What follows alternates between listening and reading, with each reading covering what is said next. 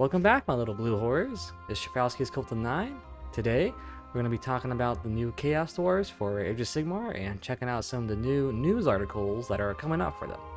Also, real quick, I'd like to give a channel update. My posting on here is pretty sporadic, so from now on, I'd like to make a change to that. I'm going to try to post a video every Tuesday covering something topical like Warhammer news or just a talking head video about my opinions on hobby-related things. Also, I'll try to do a painting hobby live stream every Friday as well. On top of that, I'll still post the videos that I kind of usually make, like a battle report, hobby tips and guide videos, and even maybe a lore video too. Hopefully I can keep to this schedule and try to actually make this channel more active. That's really it. Thanks for listening, and now let's go check out the Chorfs. Shurfrousky's Cult of 9.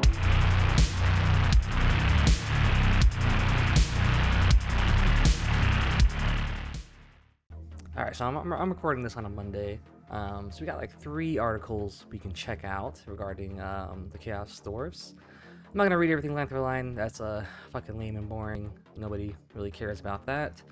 So I just kind of highlight what's going on in these. I'm going to do what's kind of maybe like the funnest first, and then we'll go into the other articles, which are just talking about like the unit stats and stuff. Yeah, so the first one is a Sunday preview. It's just showing us that pre-orders are going to be starting next week, next Saturday, which should be should be September 13th. Ooh, that's a pretty good day. Pretty auspicious, huh? You know, you can talk to your local gaming store or go to your local Warhammer store and get this thing pre-ordered, or just do it online on the computer. Looks pretty cool. I like the box and the book. Looks really sick. The artwork looks great. I love the like yellow and these like teal, greenish, blue fires coming out. Looks fucking sick. And they got transfer sheets too, which is interesting. I guess you can put that on like what it looks like. They got the banners you can put them on, probably shoulder pads for the big guy right here, maybe the shields for the dwarves, maybe even on the artillery pieces too can probably use transfer sheets. So that's neat. I don't think you see a lot of transfer sheets in Age of Sigmar, just usually like a 40k thing, but yeah, it looks like you get 14 miniatures in this. What you see in the pictures, I think, is what you get in the box. So you get that one like Dreadquake mortar looking thing, the big giant bull mechanical monster thing, and then 10 spearmen, like a hero, and then another hero. Not a lot, probably like a elite style spearhead, I'm thinking. I wish you can order more guys, but I think this is the only thing you can order on Saturday. Got some nice looking pictures of these dudes. The green glow effect is really nice. Digged it. That's like a little combat style warlord guy going on right there. Oh, maybe this dude is part of the spearman unit. This shirtless two-handed mace guy with the little hobgrot. Yeah, maybe he's part of the normal 10-man unit, or maybe they're just shoving them together. I don't know. And then, yep. I wonder how their shooting is going to be. I wonder if they're, I don't know. Chaos Dwarfs seem like a hybrid. Like they're a mix of, you know, shooting, infantry, and cavalry. But I wonder what they're really going to be strong with.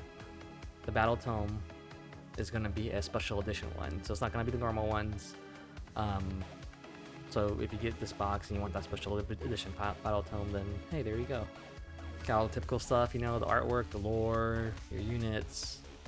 That's really it. Pretty simple. It's just the showing you with the boxes. So hey, if you're really excited about Chorfs, here you go. This Saturday coming up. Get ready. All right, now for the next article. So we got a nice little display image. Let's see if we can open that up. Oh yeah, well, that looks cool. Look, they got explosive barrels in the front. Shoot at them. Blow it up.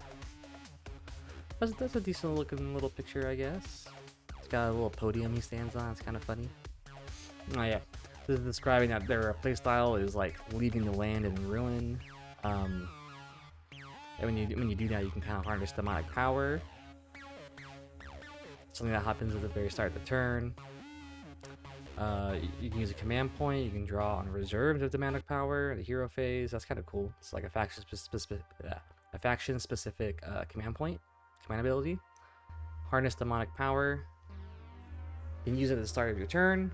Remove all demonic power points from your friendly unit and gain a power point for each friendly desolation token. Allocate your demonic power points to friendly so just no hobgots, only dwarves units. You can have a maximum of 3 demonic points per unit. All unallocated demonic points are lost. It's cool.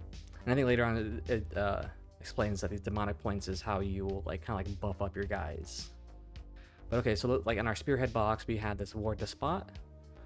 He can give you control to. He can give 3 control score plus 3 control score to a infantry unit, and he gets more range if you have a demonic power point on him for that ability. The Infernal Cohort, the shirtless guy. His ability gets stronger the more points he has. So baseline 1 point, you get a ward of 6. If you got 2 points, a ward of 5. If you got 3 points, a ward of 4 against spells and prayers and manifestations. Otherwise, it's a 5. That's pretty cool. Ward of 4 is sick. Even if it's just for spells and stuff, like, you know, someone tries to, like Tzeentch tries to throw his little damage spells at you, you just fucking block half of them with a ward of 4. That's fucking good. So also in the spearhead, we got the, I guess what's called the Dominator Engine. So, you know, you're a mechanical monster bull, right? Your little bull rider. Yeah, these can be your bull riding machine mechanical bulls, you know? That's what these are. Dwarves are riding them going like, yeehaw! I guess this version is the shooting version. I believe we've seen the melee versions. I believe it looks like you can kit them out in 2 different ways, right? Like melee or shooting. So for this version with as a shooting, you got immolation cannons, the anti-cavalry, which is kind of unique, I guess. I'm not sure if I really see anti-cavalry shooting weapons that much. Usually everything's always anti-infantry. And it's got shoot in combat, which is actually cool too. That's nice. Not a lot of things have shoot in combat, but I guess it makes sense because it's got 8-inch range. So it's going to be kind of hard to get this guy off on stuff. It kind of seems more like you're just going to run up, shoot, and then charge with him. Maybe that's the way to use him. 5 attacks, 2 to hit, 4 to wound, 1 ren, do 3 damage. A little spicy those stats, but the 2 up is nice. 4 wound kind of sucks though. Wish it was the opposite. That way you can use the all-out attack on him if you wanted to. But oh well. It's like fucking flamer stats right there. And the melee weapon, Bane Maces. On the charge, you get +1 damage. So yeah, kind of like what I was saying. I think that's the playstyle with him. Is you probably want to get up close, blast with your shooting, and then charge in and start smacking with your melee. Now these ones are kind of flipped. It's 4 to hit, 2 to wound. 1 ren and unguaranteed 3 damage, which is nice. The damage 3 is fucking awesome. And then when you get powered up, you got +1 to your movement to each demonic point, and +1 to your attack. And it it's just, I guess you just get both. You get a +1 move and a +1 attack. So if you can buff him up by 3, this guy can probably doesn't show you how fast he moves, unfortunately. I can't imagine too crazy. He's probably like an 8-inch, I'm guessing, right? With him being like this like monster cavalry kind of thing. Or maybe he's gonna be a 6-inch if you're gonna have to buff him up and stuff. But the attack thing is nice because now 3 attacks on his melee weapon, so he's gonna have 7 attacks. And or shooting too, he'll have just 8 attacks. That's nice. And shooting combat, remember that too. So whenever it's your turn again, and you can shoot. Or maybe even counter shoot too would work, right? Maybe then you get extra attacks. So that'd be cool. It'll probably be pretty good when you buff them up with all those demonic points. Yeah, and they're showing us some of the spell lores and prayer lores. Their unlimited one's pretty interesting. So 18-inch range, casting on a 6. It can have the target's move characteristic. Probably really good against cavalry since you know they're the ones that's gonna get hurt the most with having it. You know, like a normal 6-inch guy. I mean, it still sucks on like an infantry guy who's 5 or 6 inches because now he's like you're barely moving. But it's really gonna hurt the cavalry, especially like an army who wants to deep strike you. And with this being unlimited too, like if you got 2 or 3 wizards on there, you can blast it off on like the cavalry guys, and now their alpha strike cavalry ain't gonna fucking alpha strike anymore. This is interesting. The next lore we got is another 18-inch cast on an 8. Yeah, this one's spicy.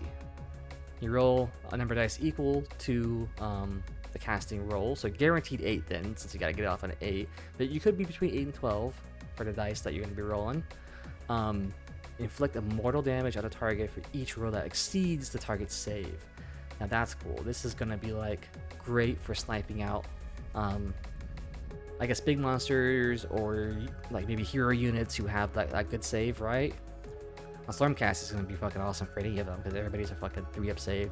Same with like Slave of Darkness too. So those elite armies with the high saves, this spell is going to mess them up good. And yeah, like I said, it's going to be like great for sniping out heroes too, because you got 8 dice, a mortal on a like 3-up save or something. Like they're probably going to die or get really messed up from it. Yep, and then for their prayer lore, doesn't look like they are too expensive. They're at 4. Actually, that's a little bit above average. A little bit harder. That's like a 40-something% chance of getting off. But you know, as prayers though, you can always just pocket the first cast you do, right? So for the Black Flames of Hashut, it's a 12-inch range. Roll number of dice equal to the number of models, so good for, you know, those 10-20 man chaff units. 5-ups is immortal, and then if you rolled a high casting or chanting value of 8 or higher, you can do it on 4s instead. So that's not bad.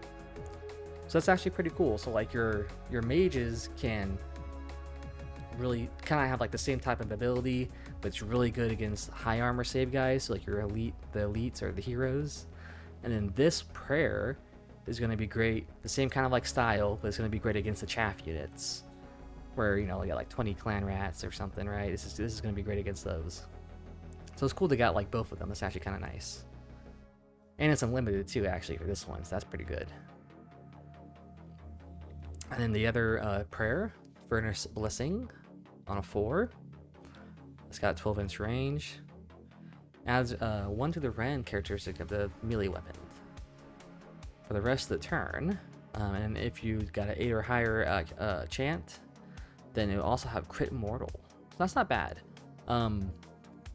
Given the stats that we saw for the other units, everybody being rend 1, yeah, giving a unit another rend will definitely be helpful, I think, especially if you want to punch through those more elite armies like the Stormcast and Slaves and stuff, or whoever has like a 3-up save. Casting this prayer on a unit to really fight something like that is really going to help, especially if you can get the crit mortal too. So, and it's like a unit that doesn't have crit mortal, then that's going to be great. Oh, there we go. Here's something that I should have mentioned. So it looks like to be like one of their faction abilities is leaving the land in ruin. Units that are out of combat or contesting an objective or terrain piece earn a desolation token at the start of the turn, if they don't already have one. So it sounds like you're going to be gaining these tokens every turn. Yeah, start of the turn. Doesn't specify if it's your turn or enemy turn or any turn. If it's just like start of the turn, that sounds like any turn to me. So you could probably rack up these tokens pretty quick. And notice the wording of this too. If this is actually true to what their ability is, it says you get these tokens when you're out of combat. So like almost everybody's gonna get that at round 1 probably. You'll get it if you're contesting an objective. This is something you're always gonna be doing, which is great. It doesn't say, that one doesn't specify if you have to be in combat. It just says if you're contesting an objective,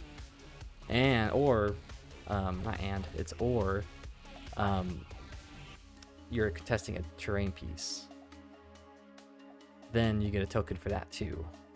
So it actually sounds like it's really easy to get these tokens. It's almost like as long as you're on an objective next to a terrain piece or not fighting, which to me sounds like that'd be like round 1, maybe round 2 type of thing, you're almost always going to be getting these tokens. Just hang out around objectives, hang out around terrain, and you're always going to be getting these. And if you have shooty guys in the back who are not in combat, just be out of combat, and you'll get tokens as well. So it sounds like it'll be easy, but I wonder if this will actually be if their wording is actually one-to-one with what the actual rules will be in the book. We'll just have to see. Because the way that's written out, it sounds really easy to get these tokens. Alright, and that's it for this article. Now let's check out the last one that just came out today. And this article is talking about the Demon Smiths and Old Centaurs and the Ashen Elders. This is a cool one. You can see what these guys get to do. So these are going to be like the units that are basically outside that starter spearhead box. I hope they show more stuff you can get, but I don't know. We'll see, I guess, until the time comes. Maybe they release those in a week or two after the launch of the spearhead box or the army lunch box or whatever you want to call it. Yeah, they got a nice little video. I watched it. It's pretty cool. It's like a 10-minute video just talking about, you know, the Chaos Stores and how they designed them and wrote rules around them and stuff. So it's an interesting watch. You know, check it out if you want to see it. I'm not gonna watch it here. That's cool. Looks like it's saying Demon Smiths are the only one that can create these infernal Taurus, which are these, you know, the mechanical bulls they ride. So these are the bull riders right here, the Demon Smiths. Officially, the Texas Bull Riding Demon Smiths, or the Demon Smith, the Bull Riding Demon Smiths of Texas. That's what these guys are. So talking about with the Demon Smiths, looks like when they get their get that DP, get that DP. So when they get that DP, yeah, DP, demonic power points, or DPP, I guess you could say, but whatever. I'm gonna call it some DP. They get an unholy stampede ability, which lets them retreat and charge. That's pretty cool. To all new bred cavalry too, so that's awesome. Sounds like a typical Age of Sigmar 4th edition thing. Is like certain heroes are gonna be what do you call it? Benefiting other units around it. I don't know, I can't think of the word for it, but they go hand in hand, right? Like for Tzeentch, shamans are great with Zangors. They're kind of made to go together. Same with the Skyfire too. It's almost like you want to bring like a whole Zangor block of shaman, Zangor, Skyfires, because they all play off of each other with their rules. Sounds like the same thing here. Okay, sorry. Maybe I should have just looked at what the actual scroll is. So they got their one melee weapon, horns and hooves. Charge 1 plus damage. Companion weapon though. 6 attacks, 4 hit, 2 wound, 2 rend, nice, a base 2 rend, and 3 damage. That's spicy, dude. Get these off, you're gonna really be messing somebody up, whoever you hit with them. Oh, sorry, yeah, this is the Unholy Stampede ability. 12-inch range. You can give cavalry retreat and charge. Normal damage is inflicted on that unit by retreat, which is perfect. Retreat and charge is sexy. Get those charge buffs popping off every time, you know? Alright, and it looks like for other Demon Smith models on War Scrolls, maybe like a foot one, right? These ones are probably more utility based. They got an ability that lets them heal their war machines by D3, and a little extra too for however much DP they have. And then we got Ashen Elder. Let's just read the scrolls and see what it says. So Demon Smith, their ability is a 6-inch range, can be another additional 6 with the DP point.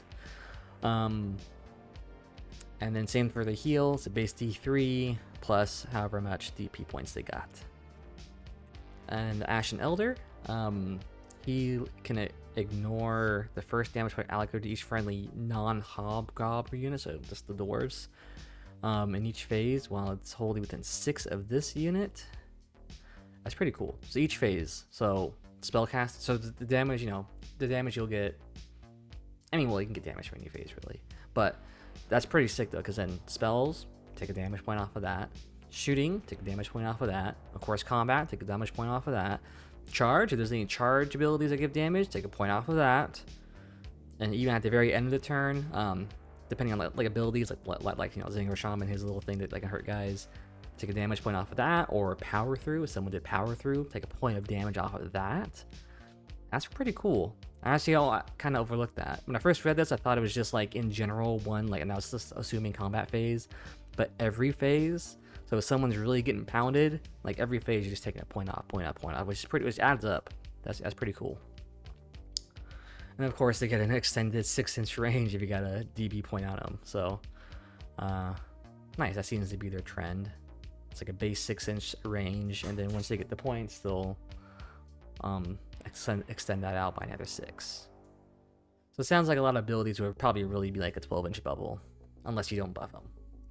Nice, and here's the bull centaurs. I think these guys are cool. I kind of really want to maybe go heavy with these guys, or their artillery. I don't know. It sucks. There's so much cool stuff with Chaos Dwarfs. It's like I either want to go like artillery and guns, or I want to go monsters and cav. But let's check these guys out. We got 2 versions of the bull centaurs. The standard bull centaur, his charge ability kind of seems like a typical one. They're probably a little better depending who he's going into though. So you roll dice for each model in this unit. For each model in this unit. So it's not gonna be that much. That's like how many guys you got in there. Maybe it's a 3-man, 4-man cavalry unit, and reinforced like 6 or 8 or whatever. So it's really not that much dice you'll be rolling then. But you add, sorry, I'll just read the rest of it. So each roll, so every 6 up, it's a mortal damage. But you can make that better by giving them the DP points. So it sounds like, so in this sense, you can only give 3 DP points to a unit. Sounds like you can get a max of, you can turn this into a 3-up if you max it out on these guys. So that's not too bad. I mean, when it's a 3-up, it's not bad. As a 6-up, it kind of sucks because you're rolling for dice in this model, in this unit, so your own unit, right? If it was like the enemy's unit, and again, if it was like 20 clan rats or some shit, then 6-up, okay, that's not that bad actually. That's kind of okay. That's like typical. So I think to really make use of this ability, it sounds like you really need to put those DP points in, and to make it like a 3-up, and then it can actually be a decent little extra charge damage on the charge. And then we got the Anointed Sentinels. These guys are specifically meant for counter charge, so like using the counter charge command ability, because it says reaction, you declare a counter charge.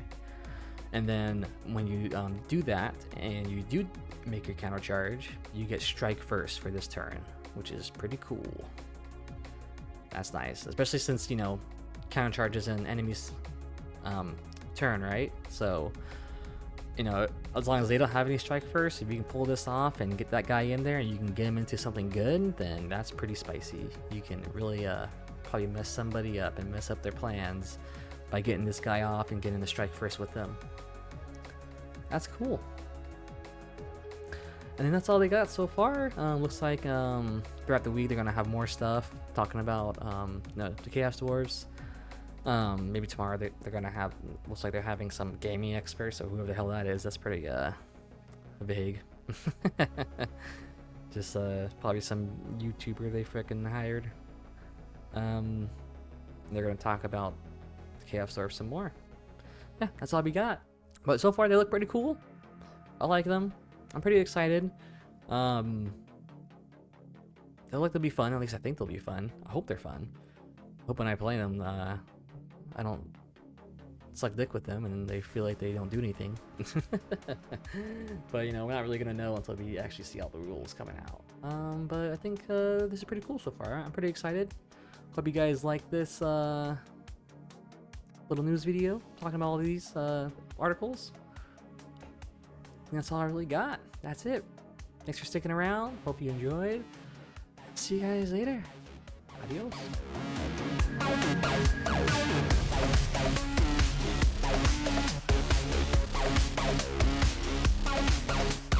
Give me the meat and give it to me raw.